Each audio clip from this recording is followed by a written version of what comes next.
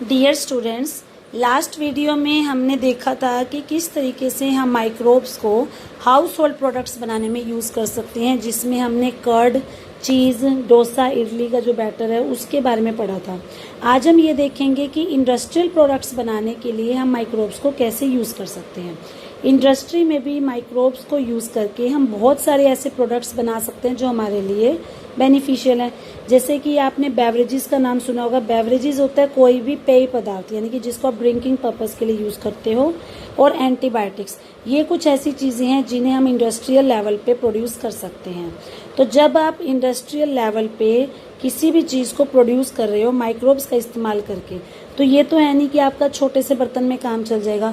For example, आप घर में दही जमा रहे हो, आपने एक छोटा सा पतीला लिया या डोंगा लिया और उसमें आपने पूरे परिवार के लिए दही जमा ली। बट जब हम बात करते हैं इंडस्ट्री की, तो इंडस्ट्री मीन्स कि आप उस चीज़ को बहुत बड़े स्तर पर बना रहे हो ताकि आप उसको ज़्यादा से ज़्यादा लोगों तक प्रोवाइड कर सको। तो वहाँ पर आप छोटे छोटे बर्तनों को प्रयोग नहीं कर सकते। You have to use very large vessels. तो ये जो बड़े बड़े वेसल्स होते हैं जिसके अंदर हम लार्ज स्केल प्रोडक्शन के लिए माइक्रोब्स को यूज़ करते हैं, इन वेसल्स को कहा जाता है फर्मेंटर्स। तो जैसा कि आपके नेक्स्ट पेज पे आपको फिगर 10.4 में इन फर्मेंटर्स का डायग्राम दिखाया हुआ है कि एक्चुअल में देखा जाए तो ये फर्मेंटर्स कैसे दिखते हैं। और नेक्स्ट फिगर में आपको ये दिखाया हुआ है कि फर्मेंटेशन प्लांट, मतलब एक फैक्ट्री जहाँ पर ये फर्मेंटर्स लगाए जाते हैं, वो दिखने में कैसी लगती है। तो इस इंडस्ट्रियल प्रोडक्ट्स में हम अलग अलग कैटेगरीज पढ़ेंगे। सबसे पहले हम पढ़ेंगे बेवरेजेस के बारे में, जो मैंने आपको बताया पेय पदार्थ जिनको हम पीने के लिए यूज़ करते हैं। सेकंड में हम पढ़ेंगे एंटीबायोटिक्स। और थर्ड में हम पढ़ेंगे chemicals, enzyme and bioactive molecules, मतलब ये वो सारी चीज़ें हैं जिन्हें इंडस्ट्रियल लेवल पे ज़्यादा मात्रा में बनाया जाता है। तो सबसे पहले इसमें आता है फर्मेंटेड बेवरेजेस। माइक्रोब्स में सबसे ज़्यादा जो यीस्ट है, जो कि एक टाइप की फंगस है, उसे हम बेवरेजेस बनाने के लिए यूज़ करते हैं, जैसे कि वाइन, बियर, विस्की, ब्रांडी और रम। इसके लिए हम वही यीस्ट इस्तेमाल करते हैं जिस यीस्ट का इस्तेमाल हम ब्रेड बनाने में करते थे, दैट इज सैक्रोमाइसिस सेरेविसे। तो वहाँ पर हमने ये पढ़ा था कि इस यीस्ट को हमने बेकर्स यीस्ट नाम दिया, क्योंकि हम उसको बेक करने के लिए बेकरी के कामों में इस्तेमाल कर रहे थे।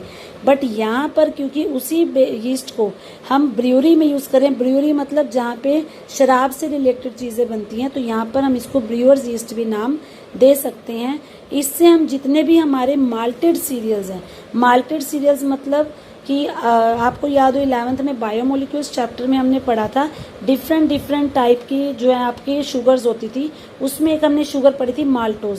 तो जनरली जिन सीरियल्स में, यानी कि जिन अनाज में माल्टोज पाई जाती है, उनको फर्मेंट करके या फ्रूट जूसेस को फर्मेंट करके शराब बनाई जा सकती है। तो वहाँ पर हम इस यीस्ट को इस्तेमाल करते हैं। मेटाबॉलिक रिएक्शन या पाथवे वही है फर्मेंटेशन का जो हम पढ़ते आ रहे हैं। अब किस टाइप का आप रॉ मटेरियल इस्तेमाल कर रहे हो, मतलब कच्चा माल आप कैसा इस्तेमाल कर रहे हो और आप किस टाइप से उसकी प्रोसेसिंग कर रहे हो, उसके आधार पर डिसाइड होगा कि आपको किस तरह का अल्कोहलिक ड्रिंक मिलता है। जैसे आपको पता होगा, चाहे हम वाइन की बात करें, विस्की की बात करें, ब्रांडी है, बियर है, ये सारी चीज़ें एक तरह से हैं तो शराब, लेकिन हर एक में जो अल्कोहल का अमाउंट है वो डिफर करता है। किसी में 10% है, किसी में 30% है। तो एक ही तरह की शराब से, इथानॉल से हम अलग अलग वैरायटीज कैसे प्रोड्यूस कर सकते हैं, वो इस बात पे डिपेंड करता है कि आप वहाँ पर क्या रॉ मटेरियल यूज़ कर रहे हो और साथ ही साथ आप वहाँ पे उसकी प्रोसेसिंग कैसे कर रहे हो। आप उसको डिस्टिलेशन दे रहे हो या नहीं दे रहे। डिस्टिलेशन भी आप लोगों ने केमिस्ट्री में पढ़ा होगा, जब हम किसी भी चीज़ को बार बार बॉयल करते जाते हैं अलग अलग टेम्परेचर पे, तो वो आपको अलग अलग प्रोडक्ट्स देती है। तो यहाँ पर इन दोनों मेथड से हम अलग अलग वैरायटीज़ प्रोड्यूस कर सकते हैं। जैसे कि अगर हम बात करते हैं वाइन एंड बियर की, तो उनके लिए डिस्टिलेशन की ज़रूरत नहीं पड़ती।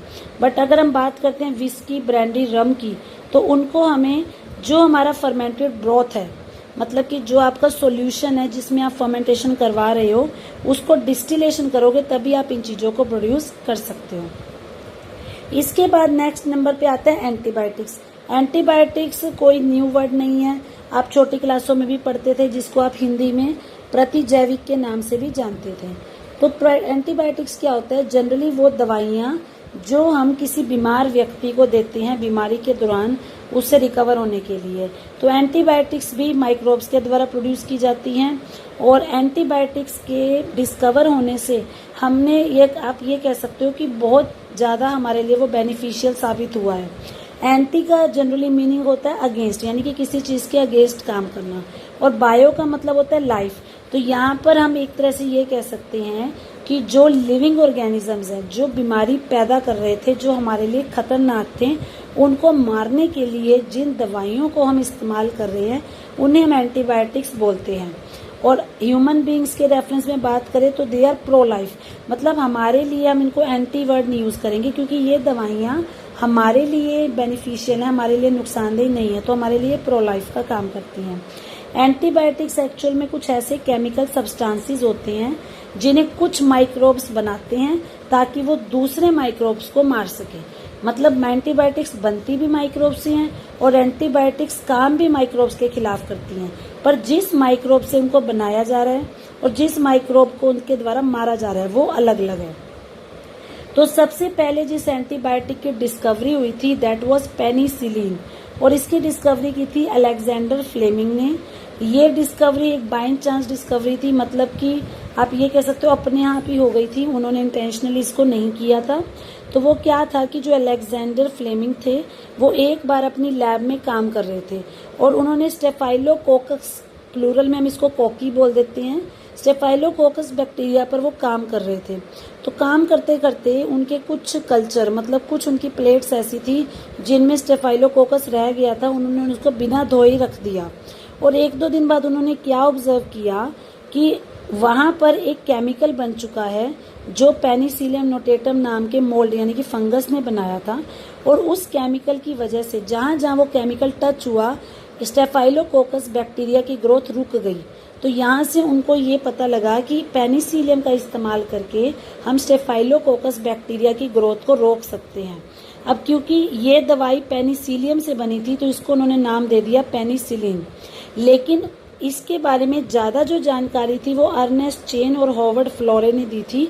अब क्योंकि इन तीनों वैज्ञानिकों ने इतनी अच्छी डिस्कवरी की थी, एक ऐसी एंटीबायोटिक बनाई थी जिससे कि वर्ल्ड वार 2 के दौरान जो सोल्जर्स थे उनको ठीक किया जा सकता था, तो उनकी इस डिस्कवरी के लिए फ्लेमिंग, चेन और फ्लोरे, इन तीनों को 1945 में नोबेल प्राइज़ भी दिया गया था। इस टाइप के बेटा जो क्वेश्चंस होते हैं कि किसको कब नोबेल प्राइज़ मिला और किस चीज़ के लिए मिला, ये आपको according to GK and according to your NEET exam भी पता होने चाहिए। अब क्वेश्चन ये आता है कि क्या इस पेनिसिलिन को आप हर एक बैक्टीरिया के लिए यूज़ कर सकते हो? हाँ, यूज़ आप इसको हर तरह के बैक्टीरिया के लिए कर सकते हो, बट प्रॉब्लम इज़ कि ये हार्मफुल है। तो इसलिए जब भी आप कोई मेडिसिन लेते हो तो आपको हमेशा डॉक्टर की सलाह लेनी चाहिए, क्योंकि आपको ये नहीं पता कि आपको वो कितनी मात्रा में लेना है, कैसे लेना है। तो इसलिए किसी भी एंटीबायोटिक को विदाउट एडवाइस कभी भी कंज्यूम नहीं करना चाहिए। पेनिसिलिन के बाद और भी बहुत सारी एंटीबायोटिक्स जो थी वो प्यूरिफाई की गई, जैसे आपने नाम सुना होगा पैरासीटामोल है, आपका आइबुप्रोफेन है। तो इस तरह से बहुत सारी एंटीबायोटिक्स जो है बनाई जा चुकी हैं। प्लेग, whooping कफ जिसको काली खांसी बोलते हैं, डिफ्टीरिया जिसको गलघोटू, और लेप्रोसी जो कोढ़ की बीमारी होती है, मतलब इन सारी बीमारियों के लिए एंटीबायोटिक्स बन चुकी हैं, जिस वजह से आज हमारी लगा लो अर्थ पे बहुत सारी जो खतरनाक बीमारियां वो काफ़ी हद तक खत्म हो चुकी हैं। इसके बाद बेटा जो थर्ड कैटेगरी आती है जो आपको माइक्रोब से मिलते हैं, that is chemical, enzymes and other bioactive molecules, जिसके बारे में हम नेक्स्ट लेक्चर में पढ़ेंगे।